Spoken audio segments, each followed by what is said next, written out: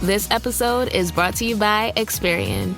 Are you paying for subscriptions you don't use, but can't find the time or energy to cancel them? Experian could cancel unwanted subscriptions for you, saving you an average of $270 per year and plenty of time. Download the Experian app. Results will vary. Not all subscriptions are eligible. Savings are not guaranteed. Paid membership with connected payment account required. Today on an all-new Dr. Phil. Newlyweds on the verge of divorce. Married just 3 months. Our sex life sucks. She does not like sex, period. And a husband who won't see this coming. Didn't you tell Donnie you had had sex with 27 different partners, and it's actually 40? Yeah. The more I'm with her, the more I find out. Lies upon lies. If you knew then what you knew now, would you have married her? And they moved in together after dating just 4 days? What happened to getting to know each other? A little bit more complex than that. How complex can it get in a week? I didn't have anywhere to go. Well, that clears it up. Coming up. Let's do it. I want you to get excited about your life. Here we go, in 10. Stand by, camera set. If you're going to talk to me, you're going to have to be honest. Stand by, Dr. Phil. Showtime. This is going to be a changing day in your life. Stand by, A, and roll A, check it. Go, Dr. Phil.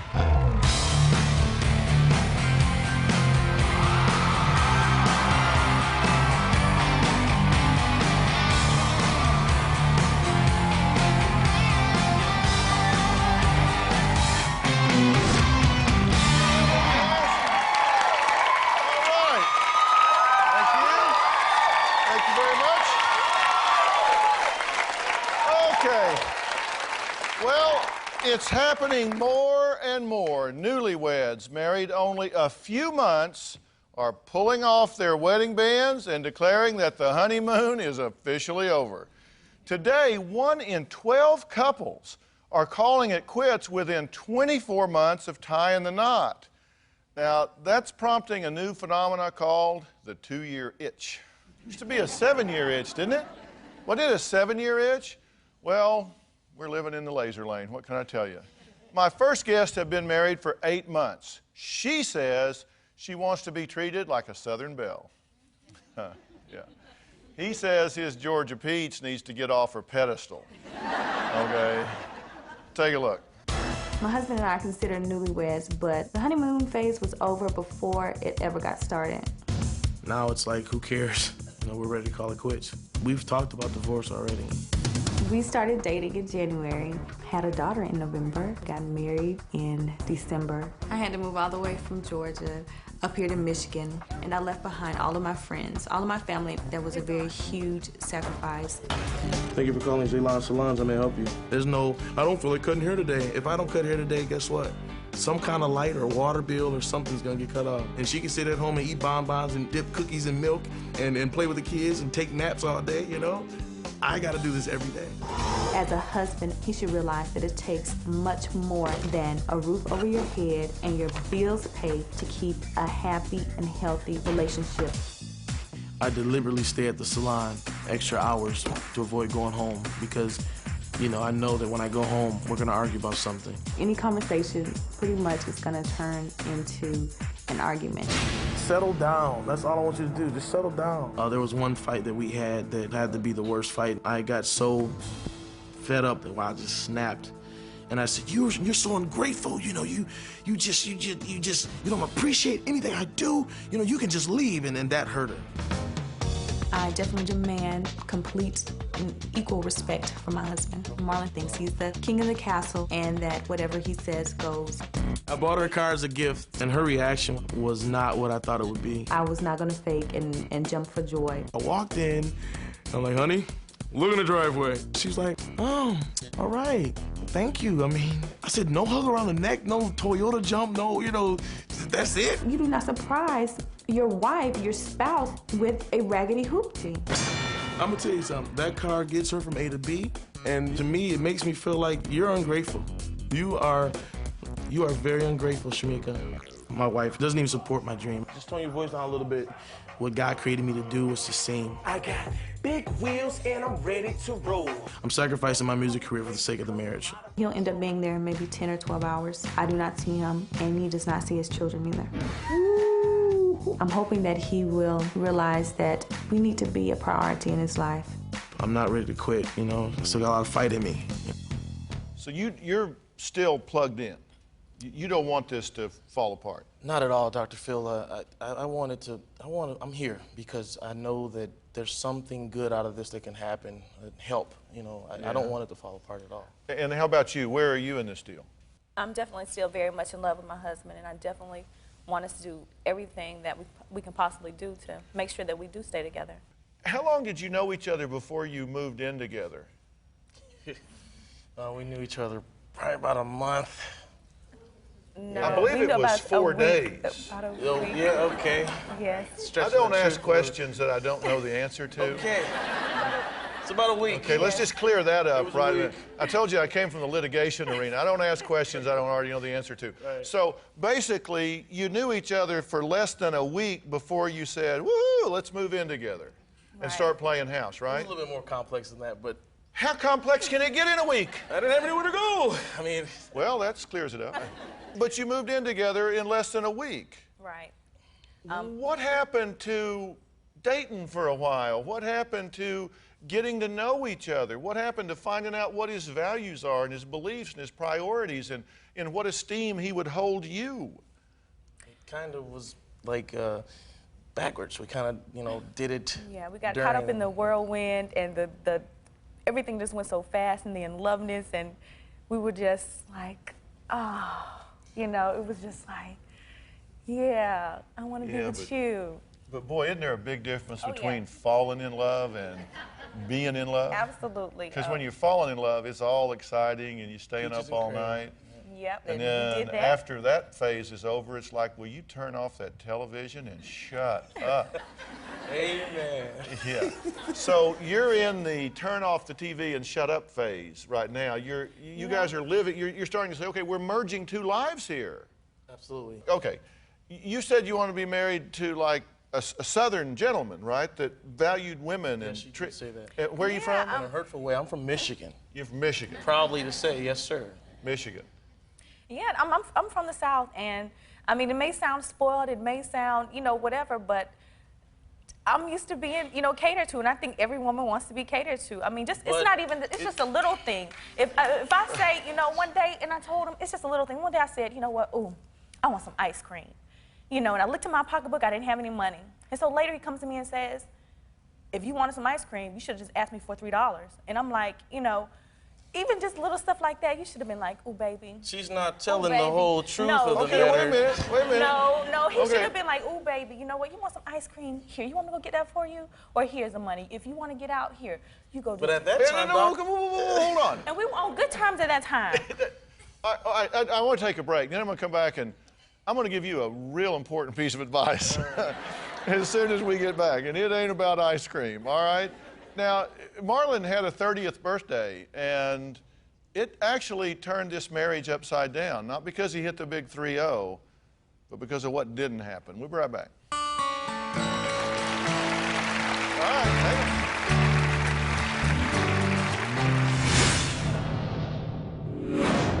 My 30th birthday, and had a permanent impact on our marriage. I don't buy flowers. I don't bring home little cards that say the right thing. The nice guy in me is dead. I don't think my wife respects me. I don't think Marlon respects me. On a scale of 1 to 10, our fights have been high 9. The average fight is a 4 or 5. When you coming home? Come on, man. We are more alike than we are opposite. Oh my God, me and Shamika are more opposite than the same. Okay, so when is the honeymoon over? Maybe when you figure out you don't know anything about the person you're married to. That's what we're talking about today with Shamika and Marlon. Now, we put these strong-willed people side by side and watched them go head-to-head to find the exact moment this marriage went south. My 30th birthday. You know, I woke up that morning expecting some type of birthday breakfast. She didn't cook me breakfast. Because I wasn't done or hadn't started at a certain time frame that he thought I should have, he made a comment about, oh, you're not gonna cook me breakfast? And her rebuttal to that wasn't, yes, I planned on cooking breakfast. It was, I'm sorry. That incident had a permanent impact on our marriage. You only have one 30th birthday. well, every birthday is a one-time birthday. You only turn each age once. That's the sarcasm I have to deal with. No birthday dinner, no card, no balloon, no cake, no ice cream. The nice guy in me is dead. That hurt your feelings.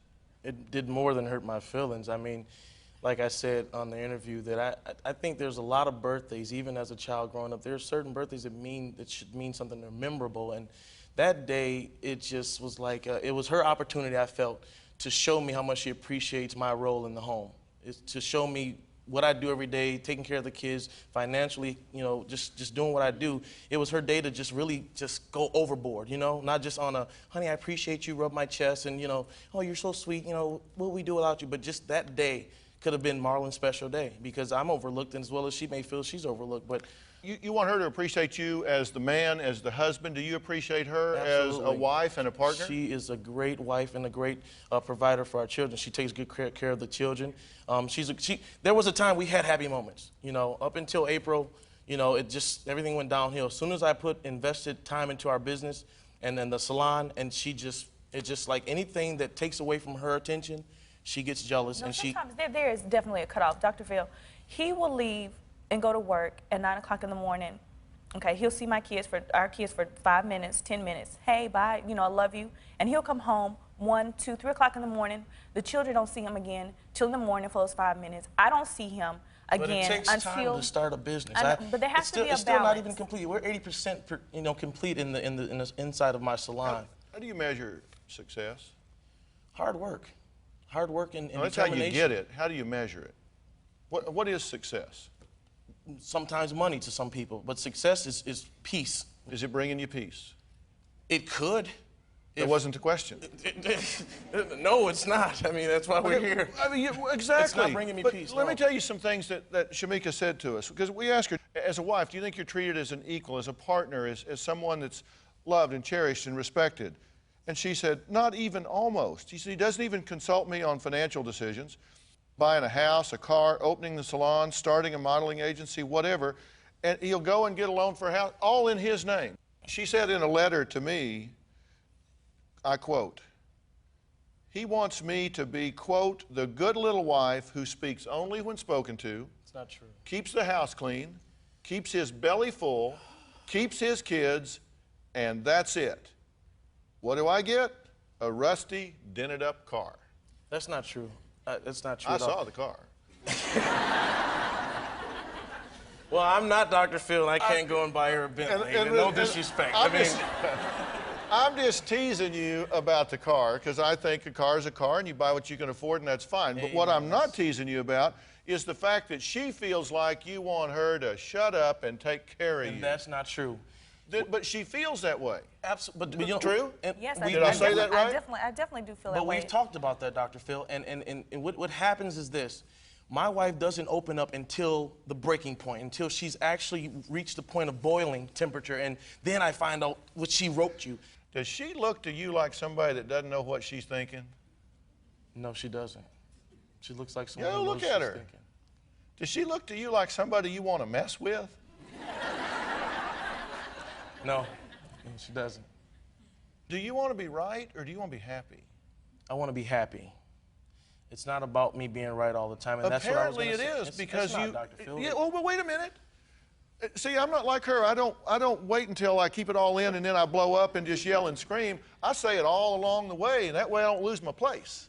Right. Okay? And I'm the same way, so I guess I'm Yeah. going to be. You're bigger than I am and older, so I'm going to shut up and All let right. you do your job. That's good.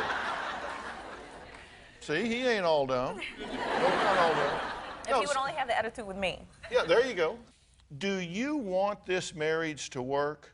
And if you do, you're going to have to abandon a whole lot of positions and embrace a whole new strategy. You're going to have to abandon some positions and embrace a whole new strategy.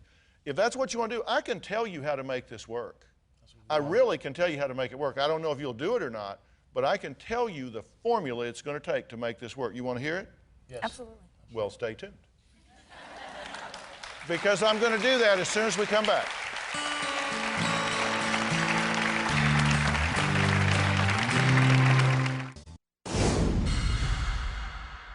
I want to talk to you today about relationships. There is an element of human nature that causes everybody at some level to approach every situation saying, what's in this for me?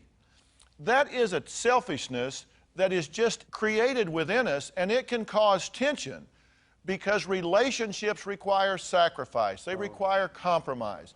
In order to receive, you truly have to be willing to give so you can get back what it is you feel you need the most. So let me appeal to your greed for a minute.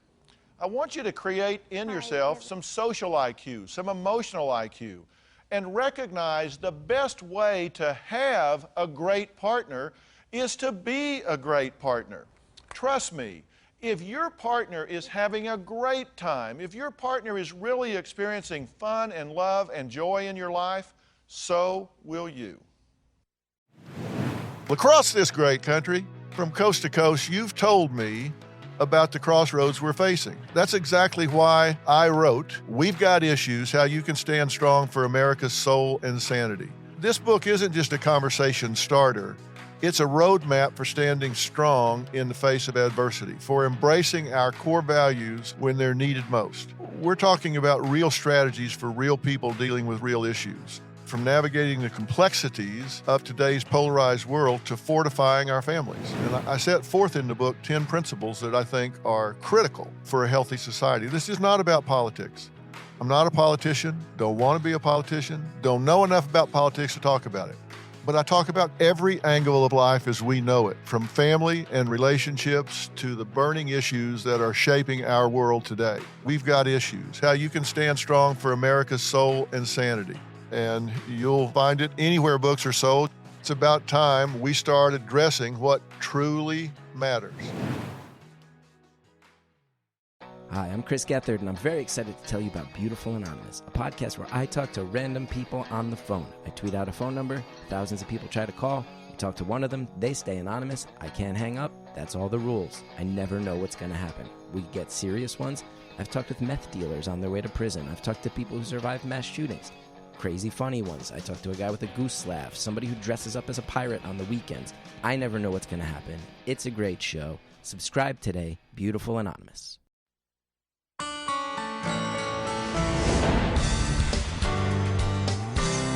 I imagine I would be Marlon's best friend when we got married. The stuff that I pictured we would be doing together is being occupied by his best friend, Lenny. One love. Shamika is jealous of our relationship. Marlon has called me because he was upset about what's going on at home. He'll hang out with Lenny, but he never has time for me. All right, we're talking to newly married couples whose marriage, they say, is already on the rocks. Now, Shamika and Marlon are desperately looking for a way to save their already damaged marriage. You, too, are a couple of right fighters. You want to be right. And you're a good arguer. You're a good advocate. You want to be right.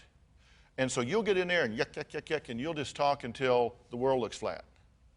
You, on the other hand, just kind of lay back and say, yeah, whatever. Okay, go right ahead. And it just builds up, you know, and she'll say, yeah, you're right. Yeah, you're right. You're always right. She said, really, it's okay. And then you hear under her breath as she goes out the door, I'll burn you in your bed, you son of a... That is it. That's exactly what she does. I swear. Always under the breath, but never just stand up to me and say, honey, you're not going to talk to me like that. You know, sometimes I do, and I have. But and, it's too late. It's when she's blown up. By that point, you're arguing, right? Right. Okay. Not all the time. Not all the time. There have been times when I have talked to him, especially about the time thing. The time thing is the number one thing. Oh, sorry. If you want this marriage to work, you got to stop being right fighters. You need to wake up every single morning, and your number one thought needs to be, what can I do today to make her life better? That's what you need to do every morning. You need to wake up and say, what can I do today to just make her light up? What can I do to just make her feel like the most loved, appreciated, cherished woman in the world. And if you don't have that feeling, if you can't get there, if you don't have that in you, you need to admit that now. That's your formula if you want her to be happy. And you know what you need to do? You need to wake up every single morning and ask yourself, what can I do to make his life better today? What can I do to make him know that I am proud of him? What can I do to make him know that I support him and that I'm involved with him? And if you both have that attitude and go into this, then you truly will see a change. This isn't a competition. If you're in a competition with your wife, competition means there's a winner and a loser. You want your wife to lose? Let me tell you, you don't, because when you argue her down and you're just, and she finally just says, okay, or blows up, did you win? No way. You may have carried the day, but if you hear nothing else, hear this, women have a long memory. They have a long memory. And you've got to understand that this is an intelligent, vibrant woman that wants to feel like she's involved and engaged in this relationship. Here's the formula for success. The quality of a relationship is a function of, number one, whether or not it's based on a solid underlying friendship. Now, y'all only knew each other for 4 days. It's not like you have gone to camp together for half of your life, okay? So you've got to build a friendship. You have this friendship with this person that you're jealous of. Yes, I am jealous of him. Have that friend. Allow him that friend. It's great that you have a buddy, but this needs to be your buddy as well. And what do friends do? You know, they talk, they laugh, they share, they go do fun things together. That's what friends do. If all you ever deal with in a relationship are problems, you've got a problem relationship. If your only interaction is problem solving, you've got a problem relationship. You got to laugh and love and live in a way that you're friends together. The second part is it's a function of the extent to which you meet the emotional needs of the other person. You're 80% done with a salon. You say, we're 80% getting this open and all that kind of stuff, and so I'm there till 2 and 3 in the morning.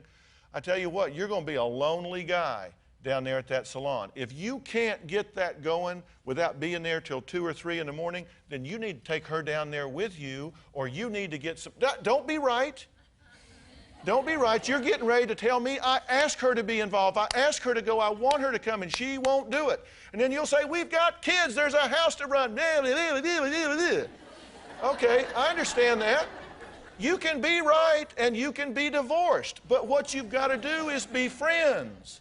You've got to really be friends. And look, I've been there. You're looking at an absolute, for sure, workaholic in recovery. And sometimes I slip out of recovery. Because when I was first in practice, I was working, 20 hours a day? If you wanted to find me, emergency room at the hospital, up on one of the wards, 2 in the morning, 2 in the afternoon, same deal. Because I was a young lion, I'm going to stamp out disease and suffering. I'm going to cure the world, boy. If I did not show up at the hospital, it would have caved in and fallen off the face of the earth. I truly believed that. So I was down there, and instead of being at home. You don't want to succeed in business and fail in life. He is not a Southern gentleman. He's from Detroit. Okay? Now, and then you're going to have to sit down and do some premarital counseling. You say, but we're already married. I know, but like you said, we're kind of doing this backwards. We kind of decided to live together and then get to know each other and then get married and then we'll do premarital counseling. That's okay. It's not too late. That's the good news. You know what you need is a strategy. You need a plan. In premarital counseling, I say you need to talk about important things like family, children, money, division of labor, religion, in-laws, sex, expectations, all of the things that are going to define the merging of two lives. Because you're either going to merge like this or you're going to gnash like that. And I will give you the specific things to go through. I wrote a book several years ago called Relationship Rescue. I'll give it to you on CD. I'll give it to you on cassette tape. I will give it to you in book form. You can listen to it in your rusty car. You can listen to it. Did it have a CD player in it? Yes. Yes. Okay, there you go. All right, had a CD player in it. All right. You know what this marriage needs more than anything in the world right now? Besides being here? What's that? This relationship needs a hero. This relationship needs somebody to step up and say, you know what? I'm not going to stand around and wait and see what my partner does. This relationship needs a hero. This relationship needs somebody to step up and say, you know what? I am going to create change. I am going to do the work that we need to do, and I'm going to approach this relationship with a spirit of acceptance. I was fully and completely prepared to tell you guys that you went too far, too fast, and weren't going to make it. You too can make it. You absolutely can make it. But you've got to take the approach. Will you do what I'm saying? I sure will. I will do everything. Will you be the hero? I will be the hero. Will you be the hero? What if all of a sudden y'all just said, you know what? Salon, no salon. If he loves music, support him in music. If she has certain needs, find a way to meet him. And it's not about spending a lot of money. Still to this day, I'll be somewhere on a trip and reach in my pocket and there's a little note from Robin.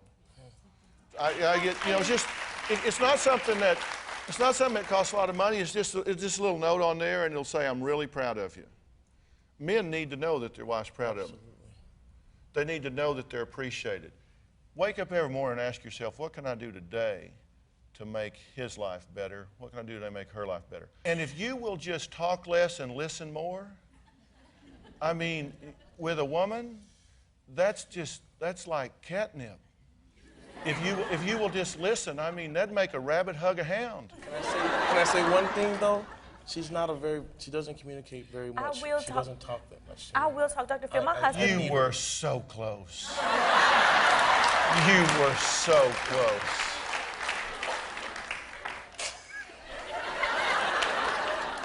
Wait, no, I need you. Wait. All right. I'm going to put you in the audience to think about what I've said. Next, we're going to meet a couple who claims their honeymoon was over before the suitcases were unpacked.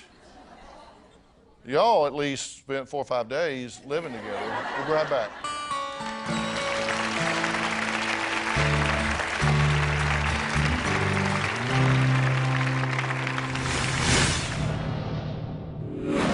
She's given me several reasons not to trust her. She cried continually on the honeymoon. I don't even think that we had a honeymoon period. He's checked my emails, checked my cell phone. At this moment, I don't think that he'll ever trust me. And if that's the case, it's never gonna work.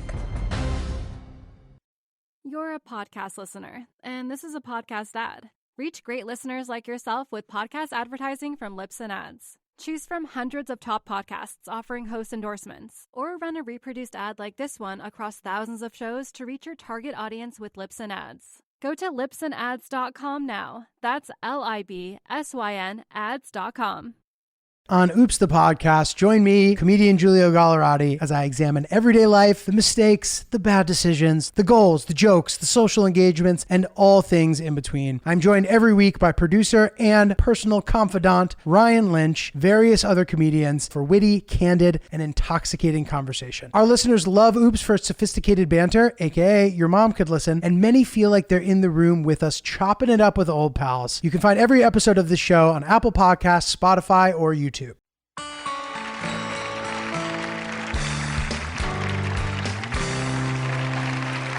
We're talking to newlyweds on the verge of divorce. You heard me right. I'm talking about newlyweds who are barely out of the chute and already off in the ditch. After only 3 months of marriage, Donnie and Miranda's fighting has gotten so bad that he's already considering an annulment. Take a look. The honeymoon ended the second that we got to Cancun, Mexico. She cried continually and she wanted to go home. I don't even think that we had a honeymoon period. I think we got married and now we've been married 100 years. Miranda and I have been married for 3 months and we're already talking about annulment or a divorce. The main problems I see in my marriage are affection, intimacy, commitment. She's very, very selfish.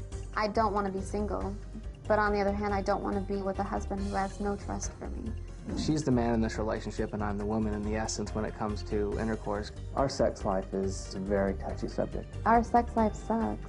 She likes to get it over and done with, and I like to enjoy each other. He wants sex whenever he can get it. He really tries anytime in hopes that one of the 10 times that he asks, he'll get it. And it gets more obnoxious than anything. We probably had sex once this month. Because of my past, I'm used to having sex with guys once and that's it, never having to really face them again. Donnie doesn't trust me. She definitely did cheat on me while we were dating, and she will not admit it. She actually posed naked once while we were dating. She posed with a saxophone. I didn't know about it at the time that she was naked walking around in front of all these guys, and that bothered me big time. Donnie hates the fact that I keep in touch with men that I have had sex with. He's checked my emails, checked my cell phone. You're married. You should respect my opinion. You should respect my privacy. She is still caught up with ex-boyfriends that she refuses to let go. If it came between your friends and me, what would you choose? My friends, because I don't want to be married to somebody who makes me make those decisions. If there's a time that you're going to just, no kidding, be honest, not say something that you don't want to hurt the other person's feelings or whatever, now's the time to do it. Because if this isn't right, then you need to get real about that now. Why did you get married? I love him. He had had people in his past leave him before, and he thought the whole time that I was going to leave him. And being married, I really thought that that'd give him a sense of security. Haven't you left him already? I mean, aren't you absolutely unplugged from this marriage? I would not say absolutely, no. Well, okay, aren't you substantially unplugged from this marriage? Materially unplugged from the marriage? I think that finding other things outside of our marriage, whether it's a second job or something, is going to make it easier for me to deal with our marriage. Okay, so if you can distract yourself, you can tolerate him better. Yes. Is that what that means? Yes. That's not the strong foundation for a marriage. All right, I can like put up with you if I can just get some things where I don't have to think about you so much? Is that how you heard that? Yeah, it's on a constant basis. She's always jumping out there trying to find, like she just got a new job as a substitute dance teacher at a high school. We've been, pursuing foster care. I don't think it's a bad thing, necessarily, if you don't want to be married. You got married in May? The end of May. We've been together about a year and a half. Yeah.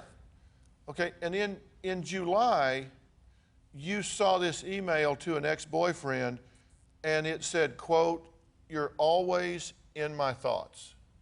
And I'll cherish all the times that I've spent with you." Yeah, and I'll cherish all the times that I spent with you. Are you okay with that email, or did that bother you? Oh, it really, really bothered me. It bothered led you to a really bad I had argument. no intentions with him, as much as that sounds. When you were dating, you cheated on him then. Were y'all in a committed relationship? I say Yes. no. And you say you didn't cheat with him. Right. Well, But you got in a fight and broke up and went to a motel with somebody else? We didn't break up. We never broke up. She said, "I don't know whether I want to be with you right now. I just know I don't want to talk to you on the phone." She said she was going to spend the rest of the night with her family, and come to find out, after we got engaged, she finally spilled the whole truth of what happened that evening. I was hoping that this other guy, that something would happen with him and I could get out of our relationship. Okay, Which was 2 years ago. But you only went back to Donnie after this boyfriend said no? Pretty much, yes. I didn't know that. Well, you do now. We're going to find out why Miranda is desperate in the face of all of this to get pregnant.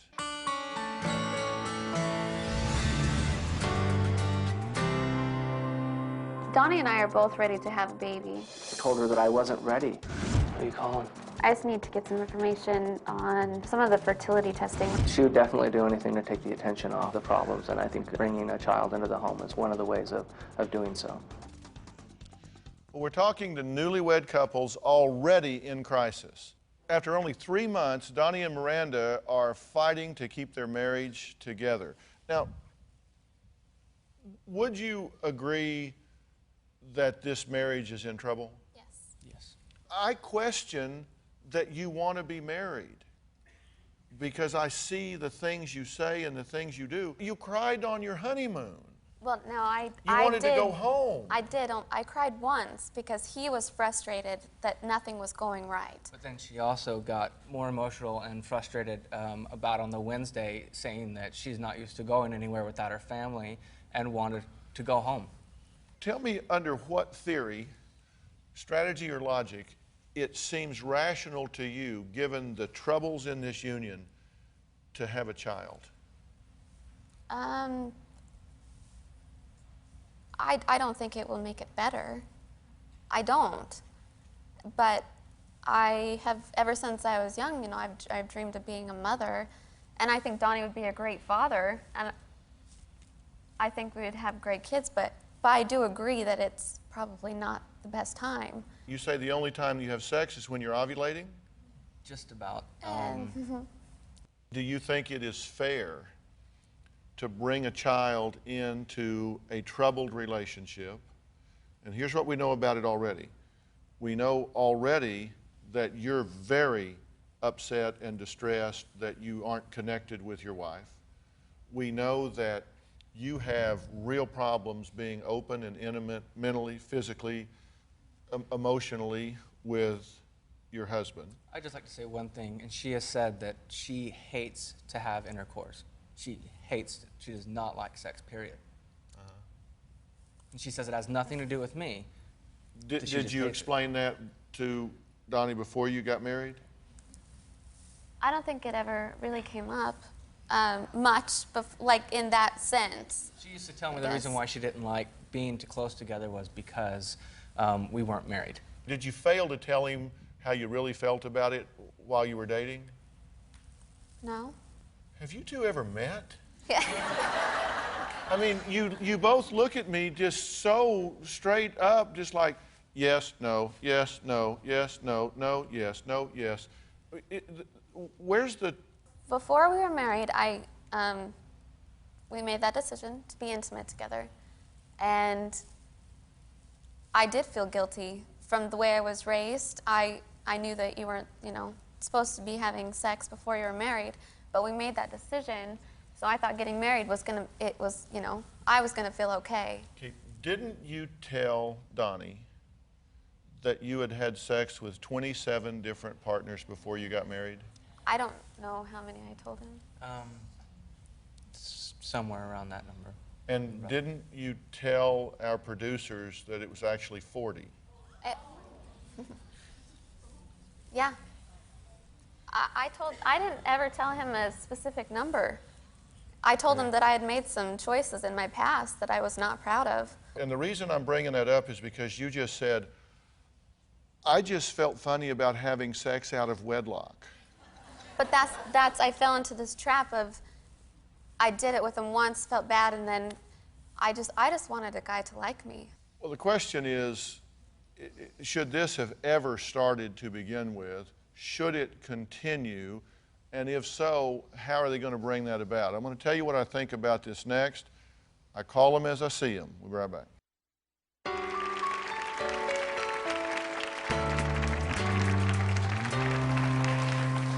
I'm talking to Donnie and Miranda, who are in trouble very early in their marriage.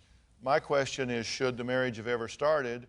And is there a point at which you say, look, we have made a bad decision and we need to admit and acknowledge that now? Tell me what you're thinking and feeling right now. Out of all these guys that have treated her like she's nothing, I have showed her nothing but love. The more I'm with her, the more I find out lies upon lies, and I don't understand why. I'm just completely, I'm 40. That just twists. It's like grabbing my heart and sitting there squeezing, and I don't understand. What do you want to say? I don't like admitting that. I don't like saying that number. I'm your husband. But like, you think that would have been nice to know beforehand? I don't want to tell anyone. But that's not who I am today. Well, okay, you say that, then why did you go with that guy in October? If it's not who you were, why do you keep following the same path you do over and over again? Why, when I showed you every bit of my heart and everything that was in me, do you turn around and continually push me away to run away when I'm the one showing you as much love and compassion?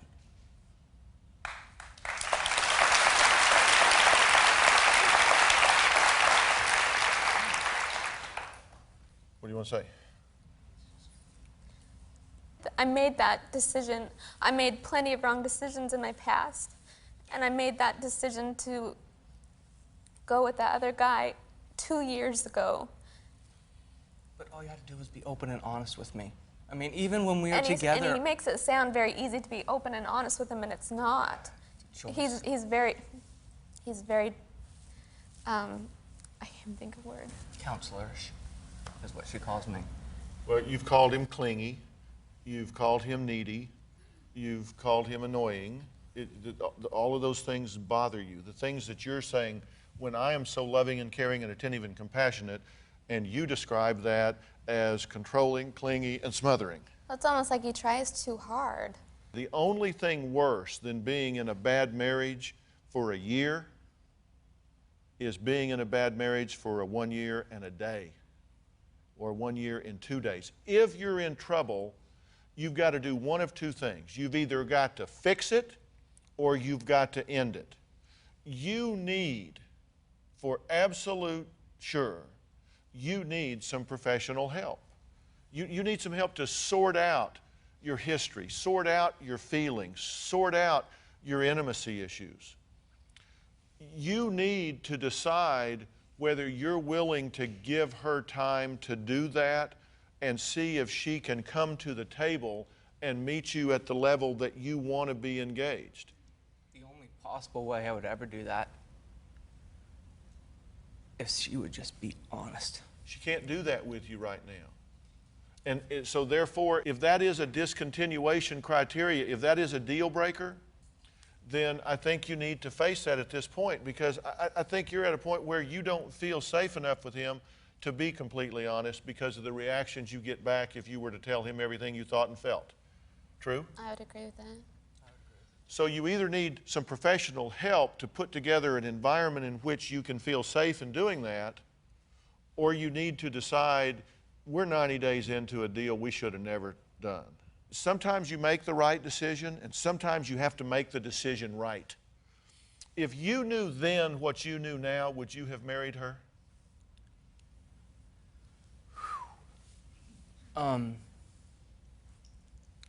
There is a love that exists between us under all the rubble that is undeniable.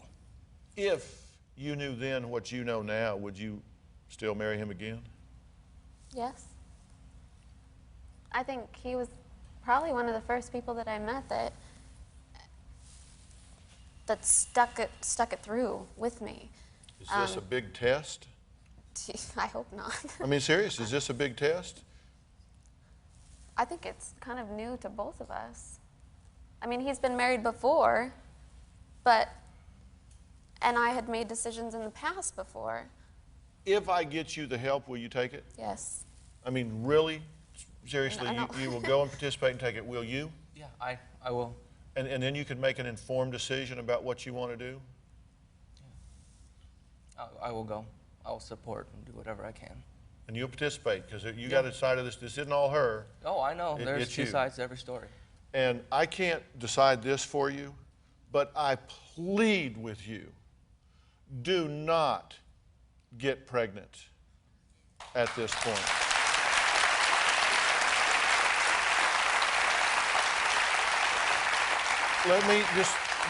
Let me speak on behalf of this unborn child and say, do not bring this child into a tumultuous, emotionally barren, uncertain world and relationship in which both of you are emotionally ill-equipped to add that responsibility and burden to what. Get your business done first. Get yourself straight. You owe that to that child, to prepare the world for his or her coming. You know, it's always struck me funny that if you want to open a street vendor hot dog stand in America, you got to get a license. You want to drive a car, you have to get a license. You want to get married? Psh, you know, no test, no nothing. You go down, pay $2, they give you a piece of paper, and you're all set to get married. There's more to it than that. There's a huge difference between getting somebody to say, I do, and putting yourself in a position where you can say, I am happily married. If you're thinking about tying the knot, do your homework first. And I promise you, drphil.com will have a list of specific questions you need to ask yourself before you walk down that aisle. And if you've walked down it recently, or maybe even not so recently, look at those questions, see how you would answer them. I thank both of you couples for your honesty and your candor. We have a plan in place for both of you. It will be interesting to see what you create in your own lives and your marriages. Thanks for being here. We'll see you next time. Thank you, guys.